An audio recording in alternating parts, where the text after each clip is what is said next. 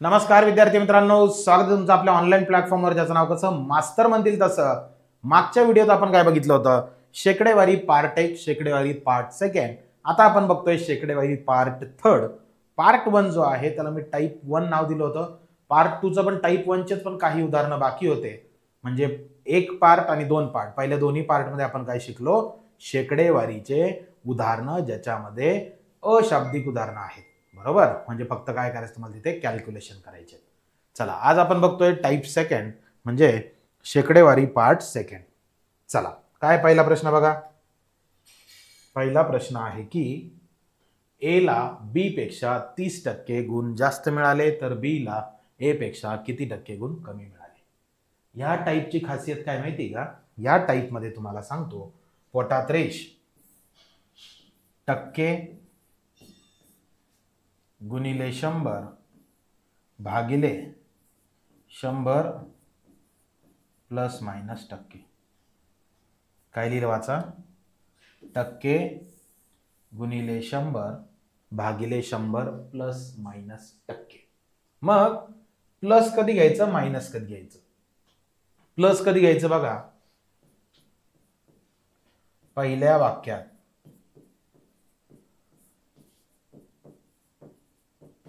पहिल्या वाक्यात जास्त ऑब्लिक वाढ ऑब्लिक प्रगती असं असेल.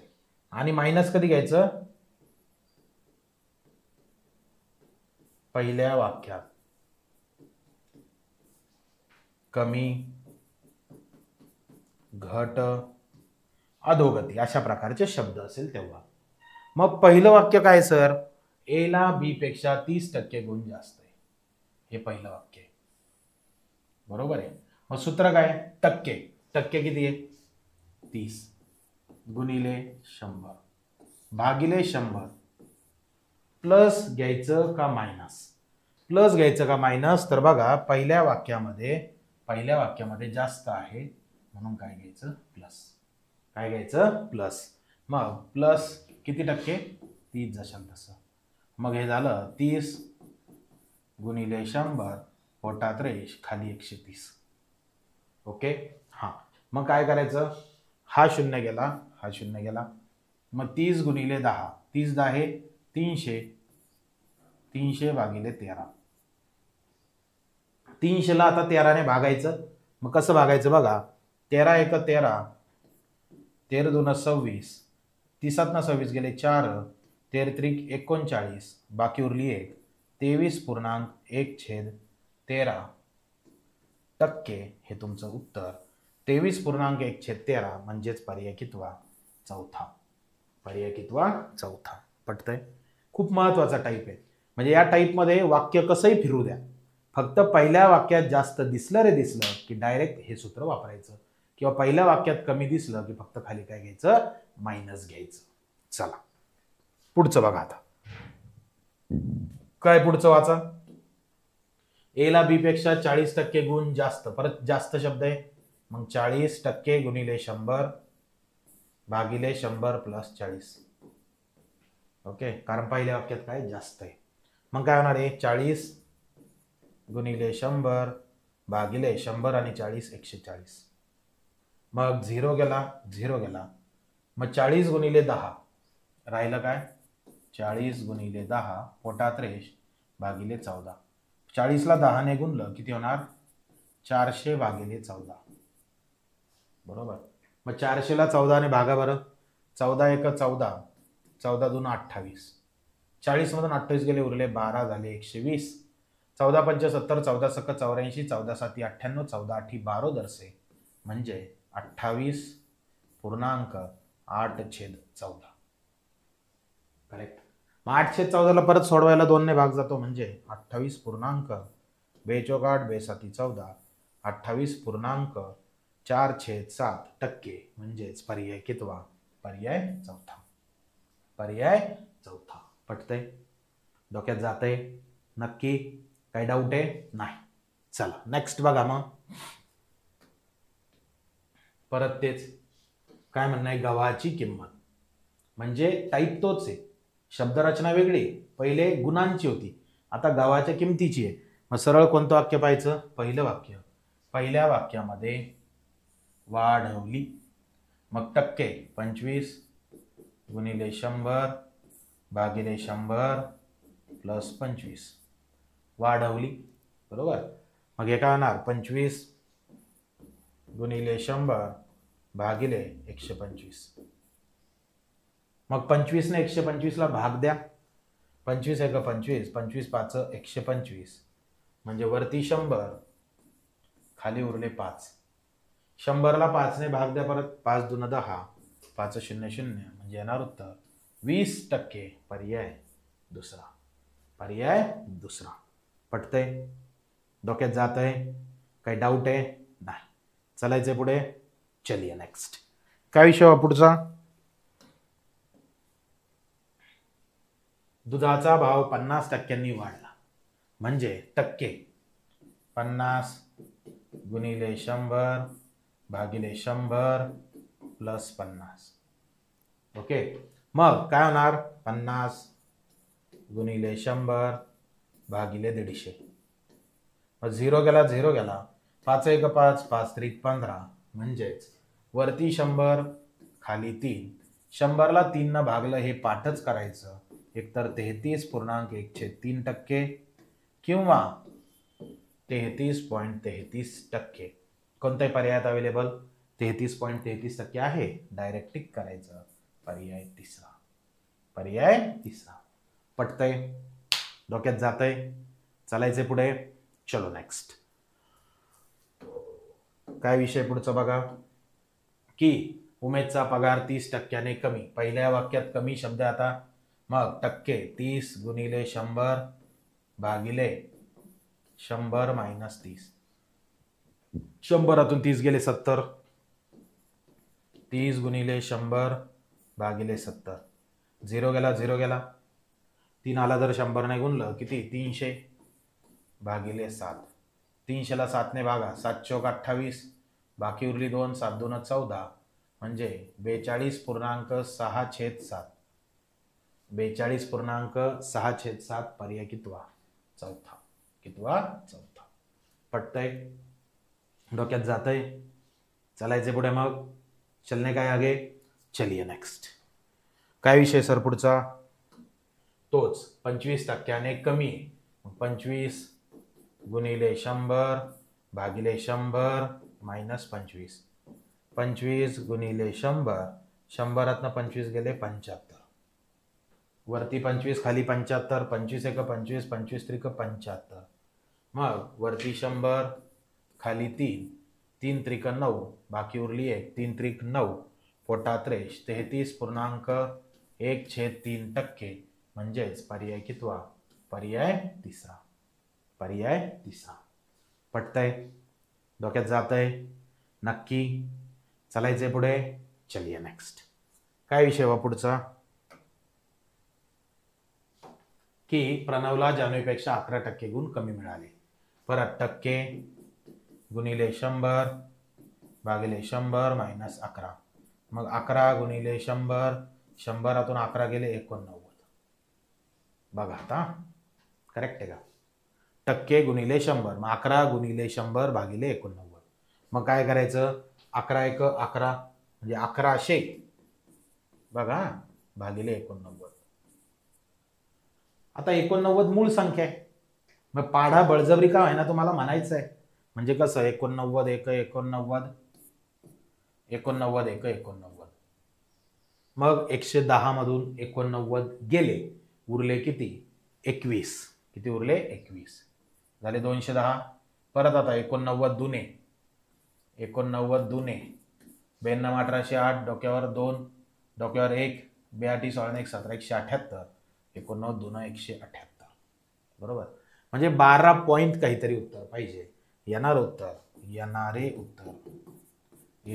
उत्तर 12 दशांश असेल. म्हणून पर्याय कोणता? पर्याय आहे याना. यापैकी नाही.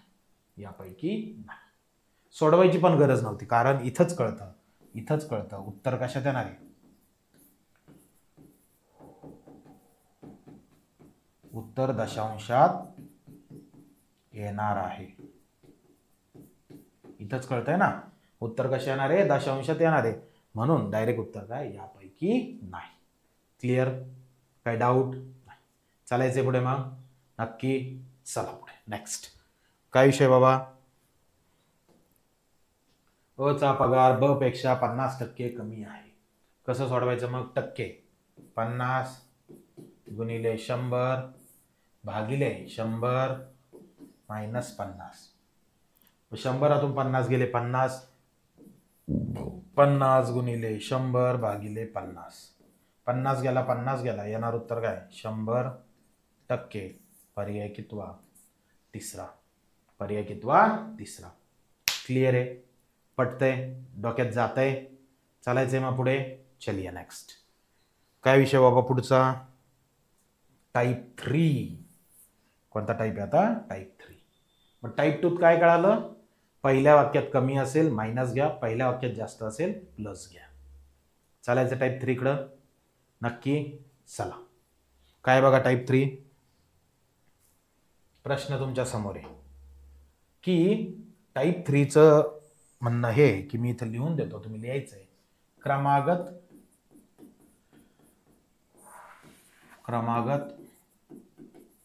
टक्क्यांची वाढ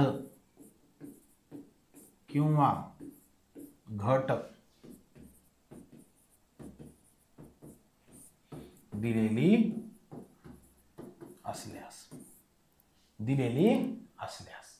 चला बरं, काय विषय पुढचा? की कामगारांचा पगार सुरुवातीस 10% कमी केला. मग या प्रकारच्या उदाहरणात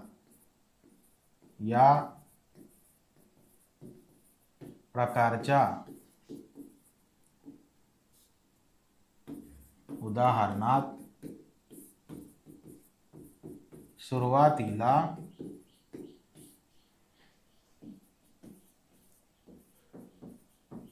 ₹100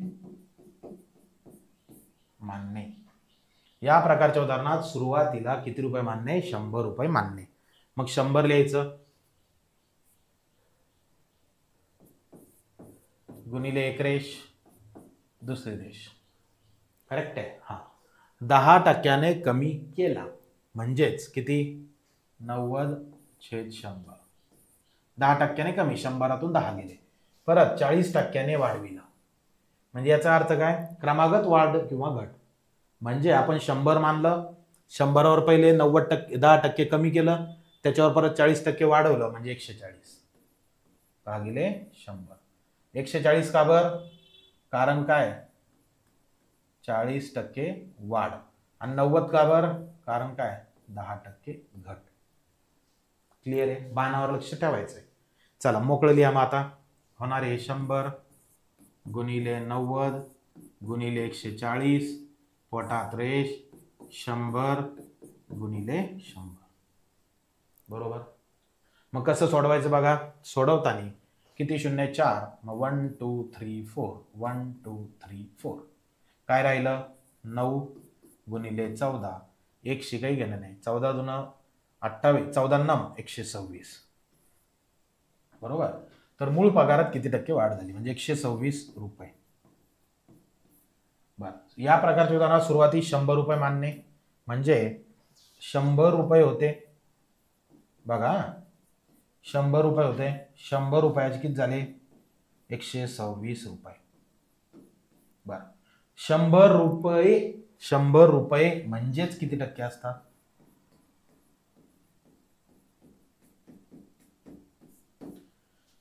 ₹100 म्हणजे 100% असतात ना.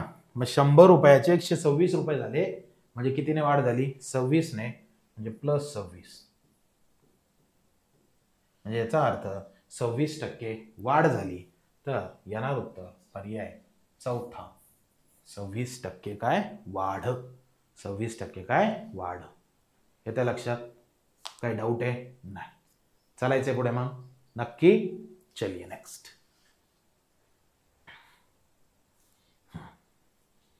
कामगारांचा पगार 20%ने वाढ केला व नंतर काही दिवसानंतर 25%ने कमी केला. 100 लिहायचं गुणिले 20% वाढ 120 भागिले 100, परत पोटात रेष, नंतर काही दिवसां 25% कमी 75 भागिले 100. का बर?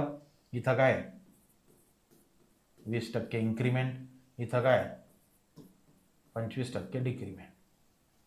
बरोबर आहे. चला मोकळं लिहा. मोकळं कसं लिहिणार? 100 गुणिले 120 गुणिले 75 पोटात रेष 100 गुणिले 100. बरोबर आहे. चला कापाकापी करा.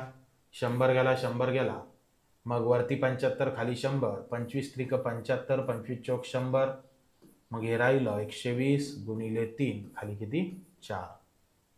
मग 120 ला कितीने भागा? 4 ने. 4 1 4, 4 त्रिक 12, 4 0 0, म्हणजे 30 गुणिले 3, 3 त्रिक 9, म्हणजे 90 रुपये. लिहिताना कसं लिहायचं? मास्तर सुरुवातीला किती रुपये होते? 100. 100 रुपयाचे किती रुपये झाले? 90. म्हणजे काय झालं? 10% कमी. 10% कमी म्हणजे 10 रुपये कमी. कमी झाला ना, लॉस झाला. मग 10% घट. घट म्हणजे काय? लॉस. पर्याय पहिला. पर्याय पहिला. पटतंय? जातंय डोक्यात? नक्की. चालायचे पुढे.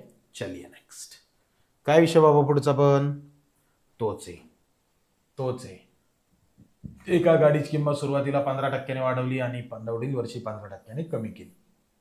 100 माना, 15 वाढ 115 भागिले 100, 15 घट 85 भागिले 100.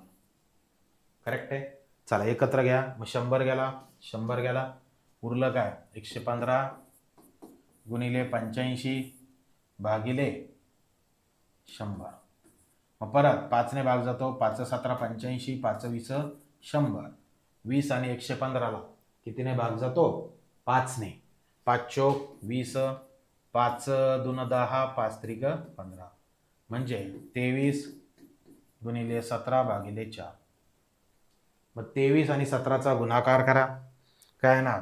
23 आणि 17चा गुणाकार तो येणार 17 त्रिक 51, 1 डोक्यावरती 5, 17 5 17 1 त्रिक 51, डोक्यावर 5, 17 2 34, 5 39, 391 भागिले 4. ओके. मग त्याला सोडवूया. 4 1 4, 4 4 9 36, उरले 3, म्हणजे 4 7 28, परत उरले 3, 3चे 30, 4 7 28, 2चे 20, 4 5 20, म्हणजे 97.75%. बरोबर आहे. क्लिअर आहे. मग काय अर्थ झाला याचा? 100 रुपये होते मास्तर. मग 100 रुपयाचा पगार झाला 97.75%. बरोबर. म्हणजे काय झालं? लॉस झाला. बरोबर. कितीचा लॉस झाला? 2.25, म्हणजे 2.25% घट. 2.25% घट. पटतंय? मग याला एक शॉर्टकट आहे. शॉर्टकट काय बघा? शॉर्टकट आहे की सेम 15% वाढ, 15% घट, 15% नफा, 15% तोटा, 15% प्रगती, 15% अधोगती. असं असेल तर सरळ काय करायचं? 15चा वर्ग भागिले 100. 15चा वर्ग 225 भागिले 100. मग 2 घर अलीकडे 2.25% लॉस. बरोबर आहे. समजते? शॉर्टकट कळाला? म्हणजेच काय? नोट काय? या प्रकारच्या उदाहरणात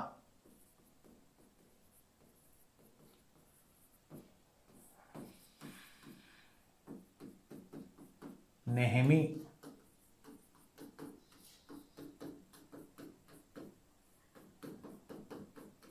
तोटा होतो. या प्रकारच्या उदाहरणात नेहमी काय होत असतो? तोटाच होत असतो. पटतंय? नक्की. चालायचे पुढे. चलिए नेक्स्ट. काय विषय बघा पुढचा आता? की 20%ने वाढवून त्यावर 5% सूट दिली. पहिले 100 रुपये मानो, 20% वाढवली, 5% सूट दिली, म्हणजे 95 भागिले 100. मग इथं काय झालं? इथं झालं 20% वाढ आणि इथं झालं 5% लॉस. करेक्ट आहे. मग चला सोडवा बरं. काय होणार? 100 गुणिले 120 गुणिले 95 पोटात रेष 100 गुणिले 100. 100 गेला 100 गेला. बरोबर आहे. मग 120 गुणिले 95 भागिले काय? 100. मग काय होणार? 120 आणि 100 कितीने भाग द्यायचा? 2 ने का 4 ने? 4 ने. 4 त्रिक 12, 4 0 0, 4 25 100. मग काय झालं? 30 गुणिले 95 भागिले 25. मग 30 आणि 25 ला कितीने भाग द्यायचा? 5 ने. कसं? 5 स 30, 5 5 25. मग 6 गुणिले 95 भागिले 5. मग 95 न 6 ला गुणायचं. कसं? 6 पंच 30, 30शी 0, डोक्यावर 3, 6 54 3, 57 भागिले 5. मग 570 ला 5 ने भागा. मग 5 1 5, 5 1 5, उरले 2, 5 चोक 20, 114 रुपये. करेक्ट आहे. म्हणजेच याचा अर्थ काय? याचा अर्थ हा की 100 रुपये किंमत होती आणि 100 रुपयाचे किती झाले? 114. करेक्ट आहे. मग 100 रुपयाचे 114 झाले म्हणजे किती रुपये वाढ झाली? +14. +14. पर्याय दुसरा. पर्याय दुसरा. पटतंय? डोक्यात जातंय? नक्की? चलायचंय पुढे. मग चलिए नेक्स्ट. काय हिशोबा पुढचा? 66. परत 30% वाढवली, 20% वाढवली, दोनदा वाढवली. 100 रुपये माना. पोटात रेष 30% वाढवली 130 भागिले 100 गुणिले 20% वाढवली 120 भागिले 100. क्लिअर? चला सोडवा. मग 100 गेला 100 गेला, 0 गेला 0 गेला 0 गेला 0 गेला. 13 गुणिले 12. 13 दून 26, 6, डोक्यावर 2, 13 1 13 2 15, 156 रुपये. बरोबर. म्हणजे दिले 100, 100चे झाले 156. म्हणजे कितीने वाढ झाली? वाढ झाली 56 रुपयानं. पर्याय कितवा? पर्याय दुसरा. पर्याय दुसरा. क्लिअर आहे? जातंय डोक्यात? पटतंय? काही डाऊट आहे? नाही. चलायचं पुढे. चल नेक्स्ट. काय विषय बाबा? की एका वस्तूचा मूळ किमतीत 30% कपात केल्यामुळे तिच्या विक्रीत 20% वाढ झाली. कपात म्हणजेच काय? कमी. कपात म्हणजेच काय? कमी. मग इथं लिहायचं 100 गुणिले पोटात रेष पोटात रेष 30% कपात. 100तून 30 गेले 70/100. बर. 20% वाढ 120/100. मग 1 2 3 4 1 2 3 4. मग काय उरलं बाबा? 7 गुणिले 12. 12 साती 84 रुपये. करेक्ट आहे? हा. मग याचा अर्थ हा 100 रुपये विषय होता. 100 रुपयाचे झाले 84 रुपये. म्हणजे कमी झालं -16. बरोबर. म्हणजे याचा अर्थ 16% काय झालं भाऊ? लॉस झाला. 16% तोटा झाला. पर्याय चौथा. पर्याय चौथा. पटतंय? काय डाऊट आहे? नाही. टाईपचं नाव काय? क्रमागत वाढ किंवा काय म्हणते त्याला? घट. चला नेक्स्ट बघा पुढचं उदाहरण. परत तेच. एका वस्तूच्या मूळ किमतीत 20% कपात केल्यामुळे विक्रीत 10% वाढ झाली. चला मग 100 20% कपात 80 भागिले 100 गुणिले विक्रीत 10% वाढ 110 भागिले 100. मग 1 2 3 4 1 2 3 4. 8 गुणिले 11 11 8 88 रुपये. ओके. मग काय झालं? 100 रुपये. 100 रुपयाचे किती झाले? 88 रुपये. मग 100 88 गेले किती? 100 88 गेले 12 रुपये, ज्याला काय म्हणतात 12% काय? तोटा. पर्याय पहिला. पर्याय पहिला. क्लिअर आहे? काही डाऊट आहे? नाही. चालायचं पुढं मग नक्की. चलिए नेक्स्ट. 20% वाढविल्यामुळे 25% कमी झाला. मग 100 गुणिले 120 भागिले 100 गुणिले पोटात रेष. 25% कमी झाला 75 भागिले 100. गेला गेला 25 त्रिक 75, 25 चौक 100, 4 1 4, 4 त्रिक 12, 4 0 0. फास्ट करतोय थोडा आता. 30 त्रिक 90. बरोबर. भाऊ 100 रुपये मानलं होतं. सुरुवात मानली 100. 100चा विषय झाला 90 रुपये. म्हणजे किती टक्के लॉस झाला? 10% लॉस झाला. 10% घट. पर्याय कितवा? पहिला. पर्याय कितवा? पहिला. क्लिअर? काही डाऊट आहे? नाही. चालायचे पुढे.